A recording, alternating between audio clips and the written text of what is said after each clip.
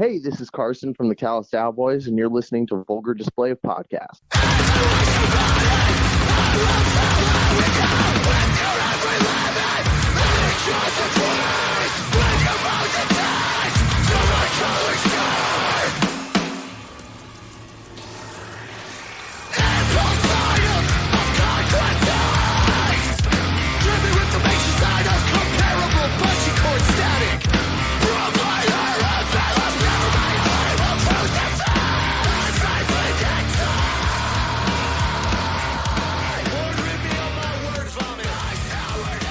Welcome to the Vulgar Display of Podcast. Got a special guest online right now. We have Carson from the Callous Daoboys. Carson, thanks for joining us today. Hey, thank you so much, Chad. I'm happy to be here. Yeah, we appreciate it. You know, you guys, I told you off air just a little bit ago, you guys have a new album coming out. We've been fortunate enough to be working with Liz from Earsplit Public Relations, and she sent us an advanced copy. And man, me and my guys have been playing it over and over and over. Oh, thank you so much, man. We actually, so when they send it out, you have a limited number of listens, and we actually maxed it out where it wouldn't let us log in anymore to listen. Damn, dude. I've never had that happen before, so I had to email Liz back and say, hey, can you open this back up, or can you send us another copy? Because we just been listening. Wow, man. So we've really been digging it. I think it really has, and I told you this off air as well, I think it really has the ability to kind of turn some heads. Well, thank you. I mean, I think that's what we set out to do when we make a record is bend some genres. But that's very nice of you. Thank you so much, man. One thing in particular that I've seen in an article or an interview that you did recently is, and I'm going to quote you here, I don't want to just be a middling heavy band. I want to be the 1975. Yeah. You know, that's me kind of talking out of my ass, I guess. But I mean, it's true. You know, I don't want to be just a regular old, you know, heavy metal band. I do think that in some capacity, like just seeing how people who don't really like this type of music react to our music, I do think we have, you know, the potential to do something huge and, you know, have wide appeal. And if we don't, that's at least what I'm shooting for, you know. So I'm going big. Yeah. And if I miss, you know, whatever. I don't care. Yeah. You know, we're going for it. That headline right there just stuck out to me because I'm a fan of the 1975. You know, we host metal podcasts, but I'm just a fan of music. And they're actually, a lot of people would be surprised, but they're actually one of my favorite bands. I love that band, dude. I love that band. They are one of the biggest influences on our band. Them and like Radiohead and Sigur Rós, just you know, just the scope and scale of their music is so much bigger than it sounds, I guess, upon first listen. And I remember like the first time I heard that band, I was like, oh, this band's gonna be enormous. It, like when they were putting out the self-titled and everything like that. And I was right. The first time I saw them was like a huge festival crowd. And then the last time I saw them, which was pre-pandemic, I guess, they were playing like an arena. It's just so cool. That's the way to experience their music, I suppose. And I want the way to experience our music to eventually be that same scope and scale. You know, I think with you guys, I'm sure that the Dillinger Escape Plan gets brought up a lot, the Every Time I Dies and the Converges, you know, because there's definitely that mathcore element to it. But is it important for you, for, you know, the first time listener, the first time show participant, somebody coming to see you, is it important for you for them to see those influences as well? I don't really know, because, you know, while those bands are really important to us, you know, not everyone knows who those bands are, especially when we were on this Avatar tour. While we were out with them, I feel like we were playing to a crowd who maybe the heaviest band they had ever heard was Avatar. And that's awesome. Avatar's a great band. We loved being on tour with them. But, like, you know, so many people after our set would be like, so what do you classify your music as? And, you know, I'd have to be like, I don't know, metalcore, mathcore, I guess. And it was really crazy to be introducing music that is of our caliber to people who had no reference point for it. So, I mean, I guess if you've heard those bands, sure, that's important. But if you never have, then we sound like something completely new. That's more what I want to get across is that we're making music that no one has ever heard. That has always been the goal with this band, is to make something that no one else has ever made. And you know, there are a lot of jokes on Twitter about us being, you know, the Dillinger replication plan or whatever. You know, you can say that as much as you like, but you know, the Dillinger Escape Plan never wrote Star Baby. They wrote tons of other great songs, but you know, they don't have a song like that like we have on our record. And that's by design. So those influences are important, but ultimately, I think I want everyone to just see us as something completely new.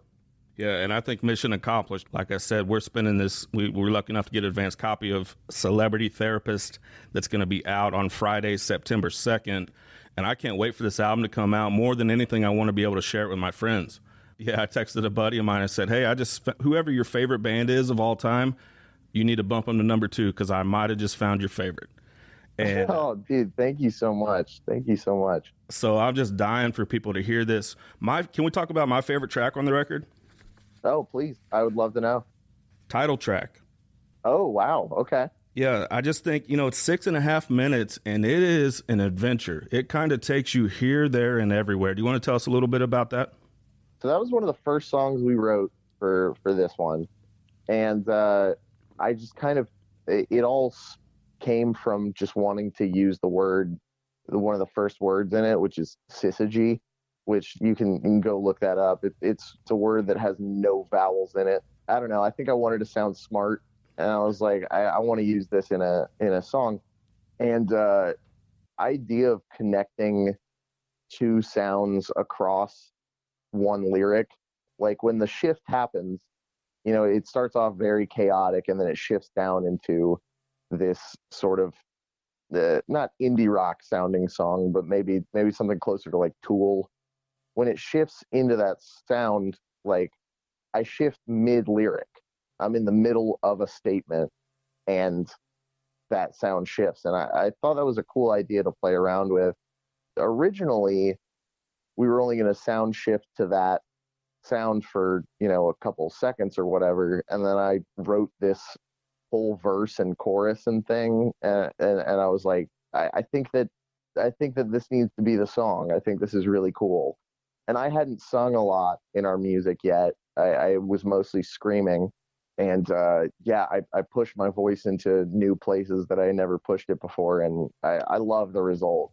That's one of my favorite songs on the record. And I remember someone compared it to Linkin Park while we were in the studio. And I was like, oh, perfect. Because I did not bring up that comparison at all. I was like, that is just like an even better approximation of where we want to get to, is like, you know, this huge sort of arena rock sound on that song. And I'm so proud of the riffs on that one too. Like there's like a Under Oath style riff that repeats throughout it that I'm so proud of. Yeah, I love that song, man. I'm so glad that you love that song. I can't wait to finally play it. You know, I think verse, chorus, bridge doesn't really apply to you guys that much. No. But I guess maybe what you would maybe consider the verse part with like a dual vocal with you and a female singer in the background, or sort of that dual, sort of reminded me of Brand New in a way. And oh, wow. And that part was so cool, just kind of in the middle of the song. And you kind of mentioned the shifts and the changes, and not that song in particular, but to play the style that you guys play, you have to be so tight. So how do you remain that tight playing all these different tempos and tempo changes? It's like any other band, really. I think that, of course, the music's harder, and of course, maybe you have to count a little bit more. But yeah, I guess when we practice, we just focus on having a consistent tempo and making sure no one's rushing anything or anything like that. I think a lot of that has to do with our drummer, Matt. He is a just human metronome. I don't know how he manages to stay that tight with complicated stuff like that, but he does it, and he does it great. And he told me that before he joined the band, he didn't know how to play in odd time signatures, and I was like, well, dude, you're knocking it out of the park. You're doing crazy stuff, which is pretty nuts. But a lot of it has to do with us playing to him. I think if we were playing our music to a click track, if we were playing to a metronome on stage, it would kind of dehumanize the music in a way. You know, we don't play to any click track. We don't have any backing tracks or anything like that. So we run pretty bare bones as far as our live setup goes. And I think we benefit from that. We just get up on stage and, you know, clock in and go as hard as we possibly can. And I think a lot of it is playing off of each other, is watching each other and you know, picking up on when things are changing and that kind of thing. It is a little bit of practice, but ultimately I think that I'm in a band with, you know, 6 of the most talented people in the world. So, you know, I think that I got very lucky. You mentioned 6, so there's some extra instrumentation that you guys use that's pretty, I would say, not typical of the style of music that you guys play. Yeah. You know, violin or fiddle, or having all those different people and all those different personalities, you know, how do you guys manage to keep everything up and running like it is? It's tough, man. The personalities especially. You know, I do think that we are all very different people, very different personalities. And I'm not around any of them right now, so none of them can smack me for saying that. But right.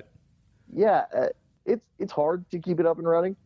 It's hard to be in a band with this many people, but at the same time, if like you're mad at someone, you just go talk to somebody else about it. Yeah. If we were like a 4-piece band, like, you know, and 3 people are mad at you, it's like, well, now who do I talk to? But if 4 people are mad at you in this band, you have 2 other people to go talk to. Yeah. More options, I guess, right? More options, I suppose. Yeah. Yeah. I like being in a big band.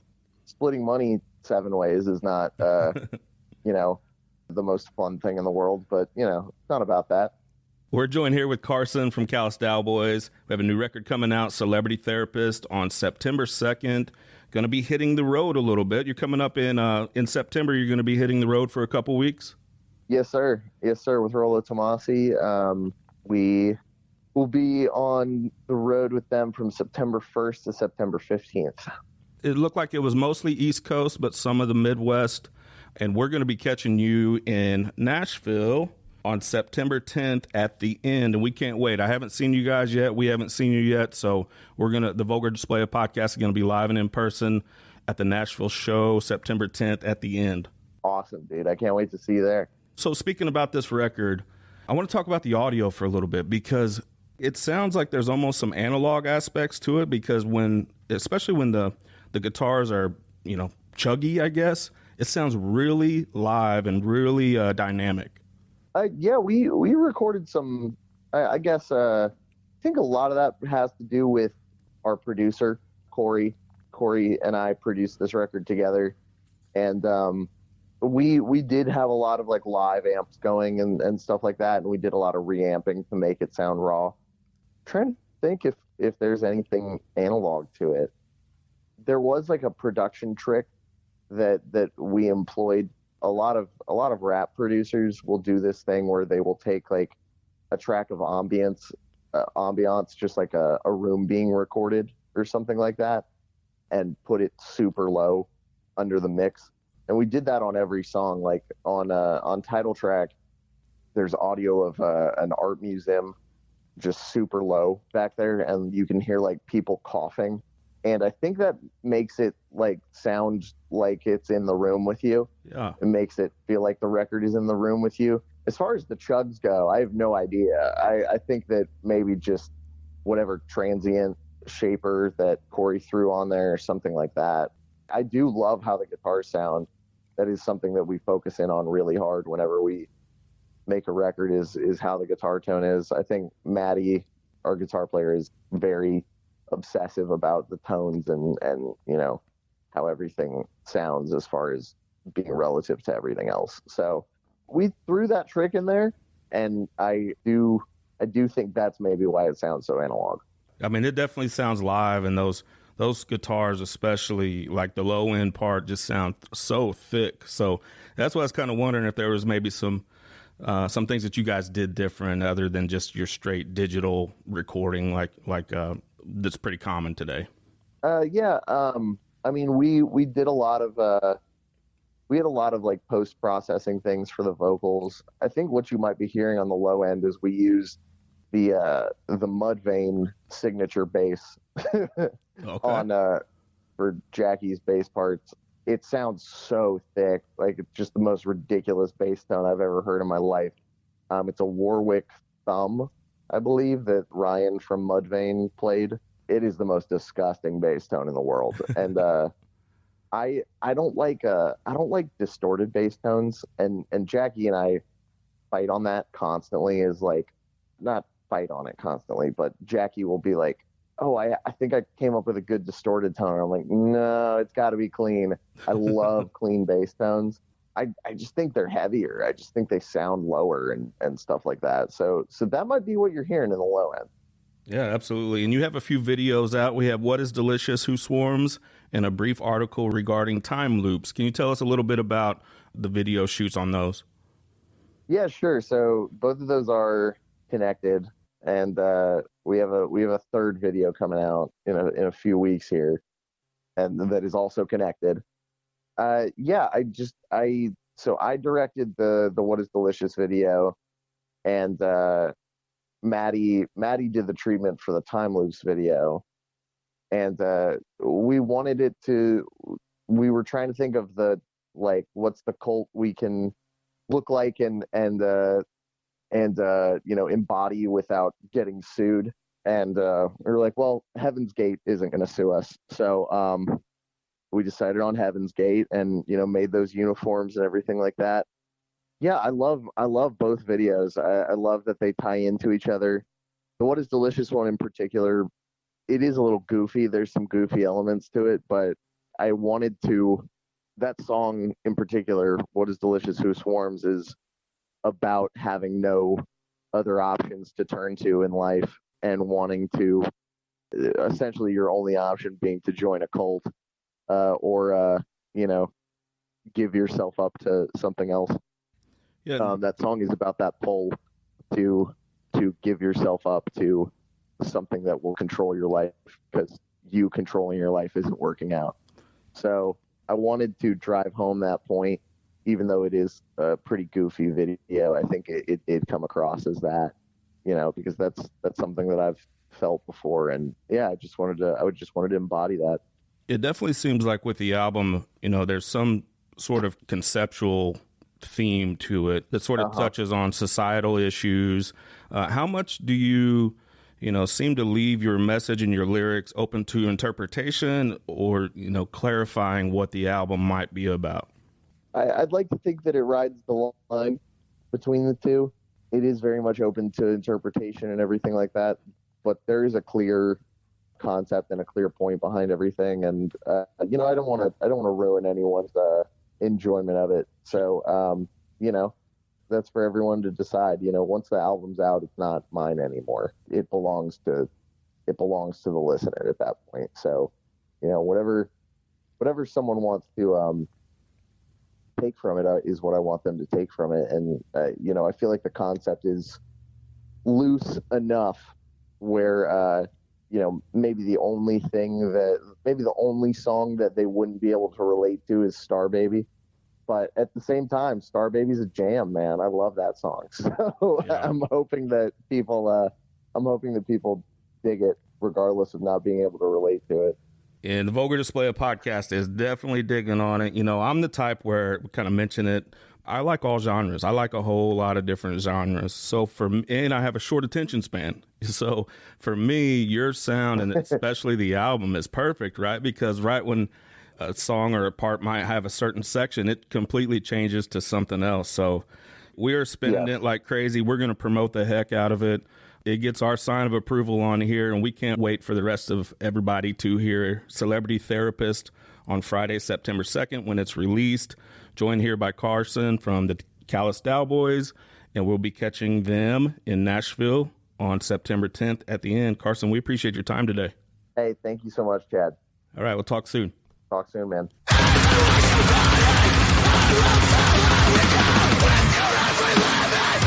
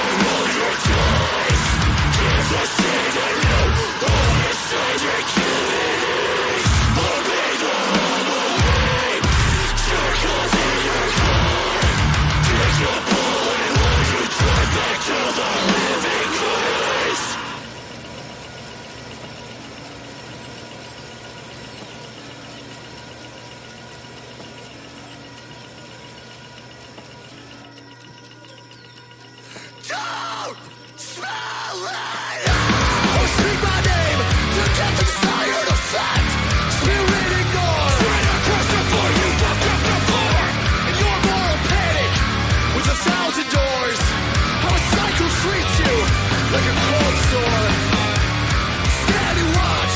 This is what you did with the one life